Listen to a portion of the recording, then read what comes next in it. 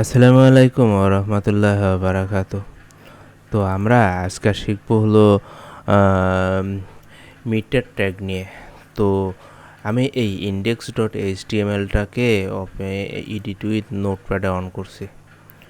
তো এই নোটপ্যাডে অন করার পর আমি যদি এখানে মানে বডি ট্যাগের মধ্যে লিখি, আপনারাও নোটপ্যাড দিয়ে প্র্যাকটিস করবেন, কারণ নোটপ্যাডে প্র্যাকটিস করলে হাত ফাস্ট হয়, মানে হাতও ফাস্ট হয় আর দ্বিতীয়ত মনে থাকবে।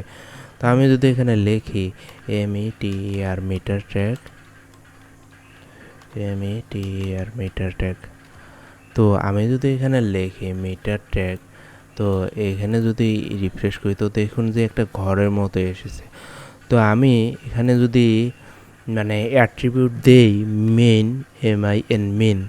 মেন মানে কি মিনিমাম, মানে আমি এক হলো একটা আমি এক হলো মিনিমাম একটা দিক নির্দেশনা দিছি যে তুমি 0 থেকে শুরু হবা এবং শেষ মানে max x max is equal two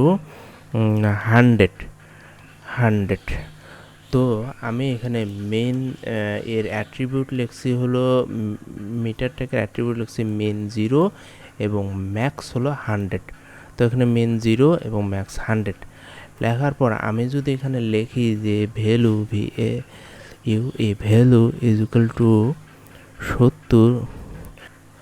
হ্যাঁ, তো আমি এখানে মিটার ট্যাগটা লেখার পর এখানে মেন দিছি 0, ম্যাক্স দিছি 100, মানে মিনিমাম 0 থেকে শুরু হয়ে ম্যাক্স হলো শেষ পর্যন্ত 100 দেওয়া আছে।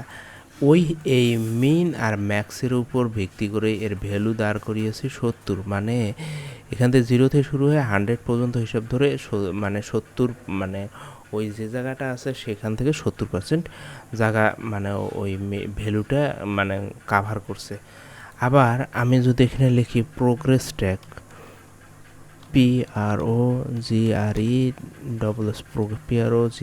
প্রোগ্রেস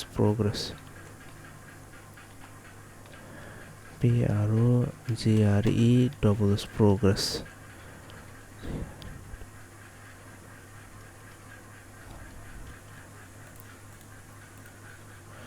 তো দেখুন আমি প্রোগ্রেস ট্র্যাকটা লিখেছি, কিন্তু প্রোগ্রেস ট্র্যাকের মধ্যে ওটাও দেখেন কেমন লাফালাফি করতেছে। এখানেও যদি আমি লিখে দিই যে মেন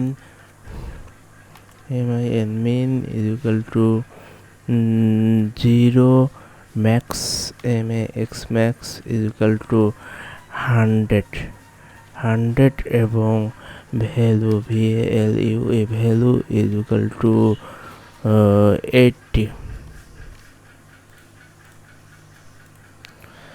তো দেখতে পাচ্ছেন যে প্রোগ্রেস ট্যাগটাও কিন্তু সেমভাবে আমি মেন দিয়েছি, মিনিমাম দিয়েছি 0 এবং ম্যাক্স দিয়েছি 100, মানে যদি এখানে ভ্যালু দিয়েছি 80, আবার যদি আমি ম্যাক্স সাইজটা দিই যদি 80, এখানে যদি 80 দিই তাহলে দেখুন কি দাঁড়ায়, পুরো 80, মানে আমি এখন বলতেছি মিনিমাম হলো 0 থেকে শুরু এবং ম্যাক্সিমাম 80%, মানে আমি ওই সম্পূর্ণ ব্লকটাকে বানায় দিছি 80%।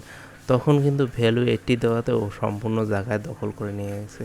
তা মূলত এভাবে মিটার ট্যাগ এবং প্রোগ্রেস ট্যাগ ইউজ করা হয়। এটা মনে করেন যে আমরা যখন বিভিন্ন রকমের যে একটা ওয়েবসাইটে যে পরীক্ষার রেজাল্ট বা পাশের রেজাল্ট বা কোনো ধরনের বিষয় তুলে ধরতে চাই, তখন কিন্তু এই মিটার ট্যাগ এবং প্রোগ্রেস ট্যাগ ইউজ করা হয়। তো আজ এতটুকুই। আসসালামু আলাইকুম। আপনারা বেশি বেশি করে প্র্যাকটিস করেন এবং সাথে থাকুন।